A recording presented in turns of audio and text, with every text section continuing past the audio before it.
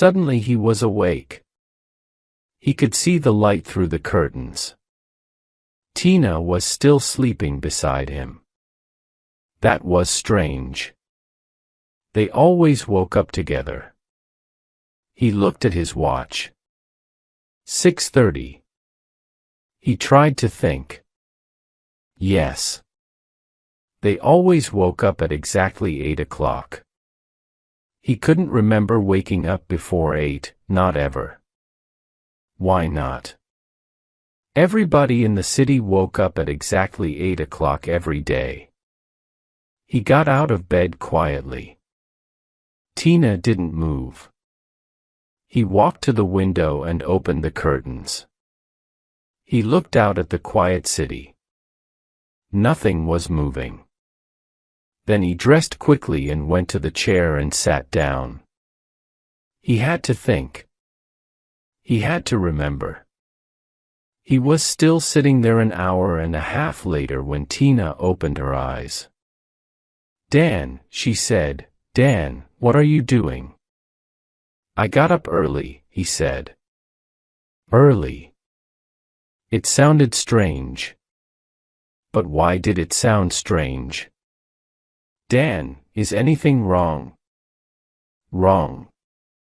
No, nothing's wrong. I just wanted to get up, that's all." Tina dressed. She smiled brightly. "It's time for breakfast," she said. "Come on, we mustn't be late." "What?" He was going to say, "Why not?" But he didn't. He stood up. "Yes. Yes, it's time for breakfast. Look, you go down for breakfast, I'm not hungry today. I'll see you later." Tina looked at him. "We have to go to breakfast. Are you feeling ill?" "I'll call the doctor." "The doctor?" Yes, he had to go to breakfast. He didn't want to see the doctor. Tina was standing by the door. She looked annoyed. "Tina," he said, "I didn't eat anything yesterday, all the day before. And I feel different." Tina moved towards the phone. "Of course you feel different, Dan. You are ill. I'll get the doctor." "Don't phone Tina." "Please," he said. "I wanted to feel hungry. I haven't felt hungry for a long time. I wanted to remember the feeling." She looked worried. "I don't understand," she said. "Nobody wants to feel hungry." That's it. Nobody wants to feel hungry. Nobody wants to feel unhappy. Nobody wants to feel anything. Yesterday and the day before, I didn't eat. Nobody noticed. I threw the food away. And now, I'm beginning to remember things. I think there's something in the food. A drug. Because of the drug, we can't remember things." Tina's face was red. "You're crazy," she said quietly. She said, "But why can't we remember anything? What is this place?" "It's our home," she said slowly. "Our home, when did we come here?" "I don't know, Dan." "Is it important? Where were we before we came here?" She shook her arm angrily. "Why did we come here?" We. "Oh, Dan, I can't remember." "Don't worry about it. Look, don't be silly. We're going to be very busy today. First, there's the pottery class. You'll be able to finish making that bowl. Then we're going to go swimming, then lunch. Then we can lie beside the swimming pool before tennis. Then there's dinner. Then we can watch the new videos in the video room, have a drink and go to bed. It will be exhausted. Exhausted. At 8 o'clock. Oh, yes. That's bedtime. We need 12 hours sleep a night. Everybody says that. Tina, how long have we been here? I don't know, Dan. We call this place home. Don't you remember? We used to call it a holiday. We used to call this our hotel room. Now we call it home. I don't remember that. That's stupid. No, it isn't, Tina. I remember this morning when I woke up early. Perhaps you didn't wake up, Dan. Perhaps you had a dream. A strange dream, that's all. But I did wake up, Tina. You saw me.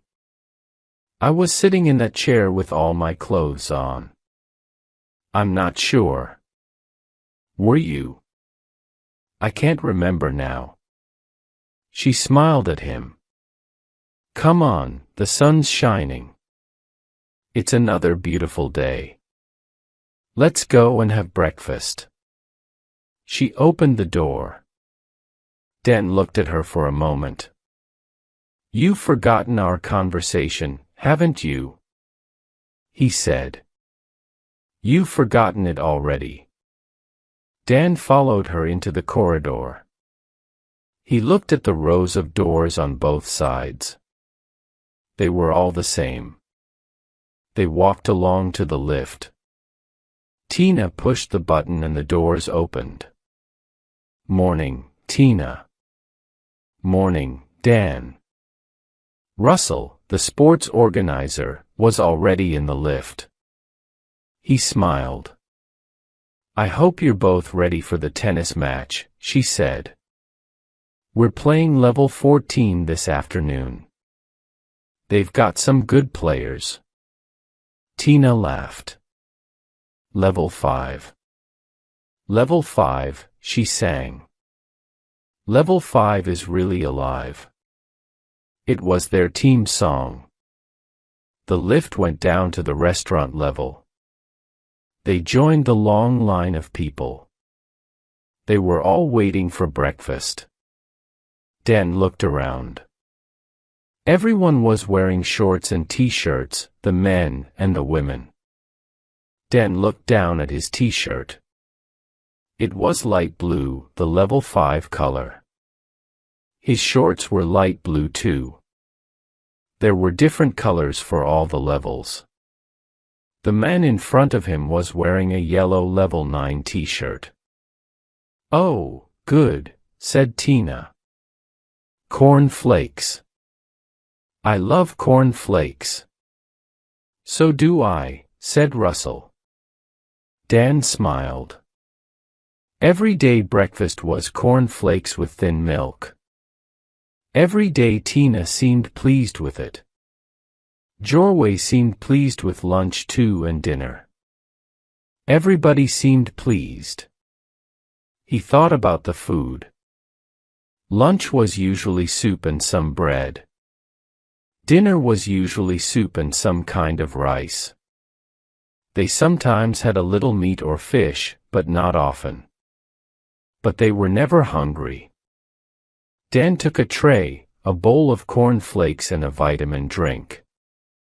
He followed Tina and Russell towards the tables. The restaurant had big windows and through them you could see the large swimming pool. The families with children all lived on the other side of the pool. On this side there were only people without children. Dan stopped and thought. And none of us ever have children. And the youngest children on the other side are 10 or 11 years old. They used to be younger. He could remember babies. So no children are born here and the youngest children are 10 or 11. Dan waited for a moment. He put his tray down on an empty table. It was difficult. Thinking was difficult. So maybe that's how long we've been here, 10 or 11 years. He felt pleased with himself. He looked around quickly. Nobody was watching him. He picked up his tray again and walked over to the waste disposal unit. Quickly he threw the food and drink away. He looked around again. No. Nobody saw him. He started to walk to Tina's table. And there are no sick people, he thought. They take them to a hospital somewhere. Nobody else leaves. Never. He stopped. There was Jack. Jack went to hospital. But when? He walked over to Jack's table. Jack, good morning, he said. Good morning, Dan. Lovely day, isn't it? How's your leg, Jack? Is it better? Jack looked surprised. My leg. There's nothing wrong with my leg. Don't you remember, Jack? You hurt your leg. You cut it by the swimming pool. I was with you. You fell on a bottle and it broke and cut you badly. They took you to hospital. You went in a helicopter. Jack stopped eating. He looked worried for a moment. Then he laughed. I've never been to hospital in my life, he said. And I've never been in a helicopter. Is this a joke? Dan looked down. Jack was wearing green, level 11 shorts. He could see the long red scar on Jack's leg. He looked at Jack again. Jack was smiling. Dan, are you all right? It was Russell. He was standing behind him. I was just talking to Jack about his leg. He cut his leg when we were at the swimming pool. Look, there's the scar. You remember, Russell. He fell on a bottle. You carried him to the helicopter. Russell wasn't smiling. Dan, can you come to my office after breakfast? I want to talk to you. Dan looked at Russell carefully. Russell was the sports organizer for level 5. There were a lot of organizers. They all lived on the highest level of the building, level 20. There were organizers for sports, pottery, yoga, music, everything. No, I can't come to your office, Russell. I'm busy. Russell looked surprised. Busy? What do you mean? Dan turned and walked quickly out of the restaurant. He walked to the lifts. He got to the lifts, pushed the button, and the door opened immediately. Dan stepped in. Russell was hurrying along the corridor towards him. Dan pushed a button and the doors closed. Dan looked at the buttons. There were 20 levels. He pushed number 20. Sunny Vista City was built on both sides of a deep valley. The swimming pools and sports areas were at the bottom of the valley. The rooms were against the sides of the valley. At both ends of the valley were the offices for the organizers. The city was about 2 kilometers long. Helicopters flew into the city every day. They always landed on the roof of the 20th level. The lift stopped. Dan walked out. The corridor was empty. The rooms were bigger here. There was a bigger distance between the doors. Then he heard a noise.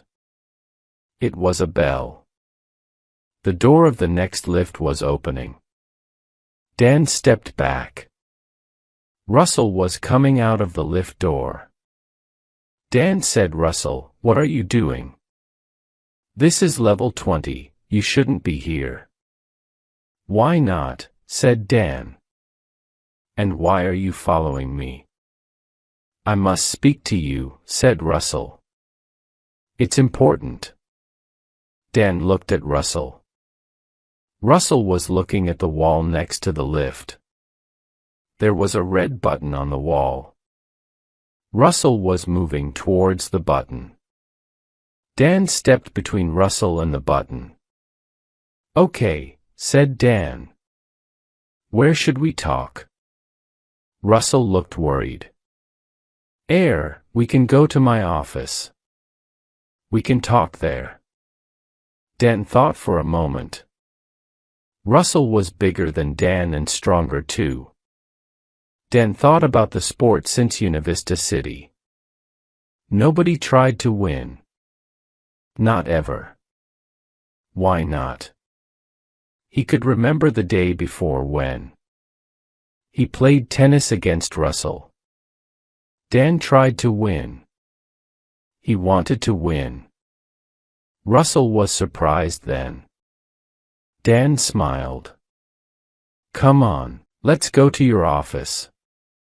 I mustn't be late for the pottery class. I'm making a bowl. A soup bowl. You've seen it." Russell smiled. "No, I haven't. You can show me later." Dan stepped into the lift and Russell followed him. Russell turned to the row of buttons next to the door. "Level 1, he said to himself, and moved his hand towards the button. Dan hit him once, hard on the back of the head. Russell fell to the floor. "I knocked him out," thought Dan. "I hit him once and knocked him out. Where did I learn that? There were never fights in Univista City. Nobody was ever angry." Dan looked at the buttons. He pushed the button for level 10. There was nobody on level 10 at this time of the morning. He stepped quickly through the door before it closed. Dan walked along the corridor. There were some stairs at the end. He ran up the stairs. There was a door at the top. He pushed the door and it opened. It wasn't locked. He went through the door and he was on the roof. He looked around. A large helicopter was standing on the roof. Dan stopped and looked at it for a moment. The helicopter was a Westing Type 23. He thought for a moment. The Westing Type 23 had 20 seats, 2 engines, and it could fly at 300 kilometers an hour. But how did he know that? He tried to remember. Of course, he used to work at a helicopter factory. He used to make Westing helicopters. He used to work. But when was that? And where? Why did he stop working? And why did he come to Sunny Vista City? Dan walked across the roof. It was very wide. He walked to the side and looked over the wall at Sunny Vista City. And he walked across to the other side and looked over that wall. He shook his head. There was another valley with more buildings. It looked exactly the same as Sunny Vista City. There was a door on the other side with a notice on it.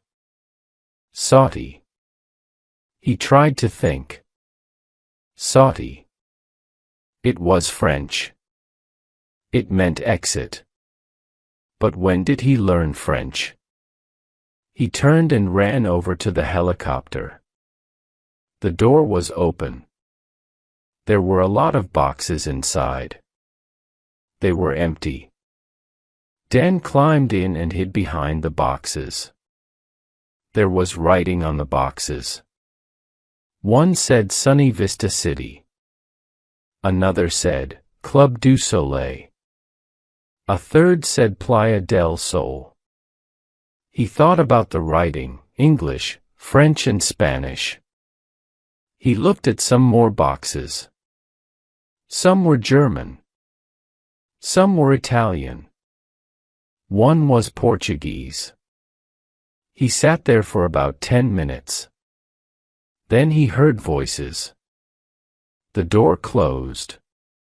Two men got into the front of the helicopter. Dan listened. Well, that's it. We've delivered everything to the English and French sections. Yes, we can do the German and Italian sections this afternoon. The engine started and he couldn't hear anything else. The helicopter took off and climbed slowly into the sky. Dan moved quietly to the window and looked down. He could see more valleys like Sunny Vista City. Then more and more. They flew over the valleys for half an hour. Then Dan could see fields and trees and farms. In the distance he could see a town with factories and smoke. The helicopter began to go down. Dan hid behind the boxes again. The helicopter landed and the door opened. Some men began to move the boxes. Dan stood up. "Hello," he said. "Where are we?" The men looked at each other. They didn't speak. Another man climbed into the helicopter. "It's all right," he said to the men. "It's just another one from the valleys." He looked at Dan. "Why have you come here?" "I don't know. I started to remember things." "I wanted to remember more," said Dan. "You've come from Sunny Vista City, haven't you?" said the man. "Yes," said Dan. I see. I think you should come with me." Dan followed the men out of the helicopter. "My name's Travis," said the man. "Come on, we'll go to my office." Dan looked around. They were at a small airport. You could see 9 or 10 helicopters, 2 large planes and a lot of trucks. The helicopters were all Westing 23s. Then were putting boxes into them. There were fields around the airport and a small road going towards the town in the distance. Travis took Dan to a small building. They went inside. Travis led him into a small, untidy office. Dan looked around. In Sunny Vista City, everything was always in the right place. Everything was untidy or dirty. "Sit down," said Travis. "Would you like something to drink?" "I've got tea or coffee." No, thank you," said Dan. Travis laughed. "Don't worry," he said. "There's nothing in it. I'm sure you're hungry and thirsty." "Very hungry and very thirsty." "How do you know that?" said Dan. "You sat down. They always are hungry and thirsty. That's why they're here. Look, don't worry. Sunny Vista City isn't a prison, you know." When the helicopter took off, the pilots knew there was somebody there. They knew because of the extra weight. "Why didn't they take me back?" asked Dan. "I've told you. It isn't a prison.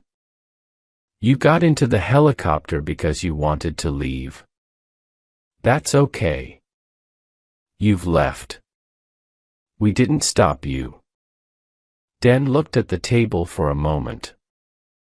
There was a man, one of the sports organizers. "His name's Russell.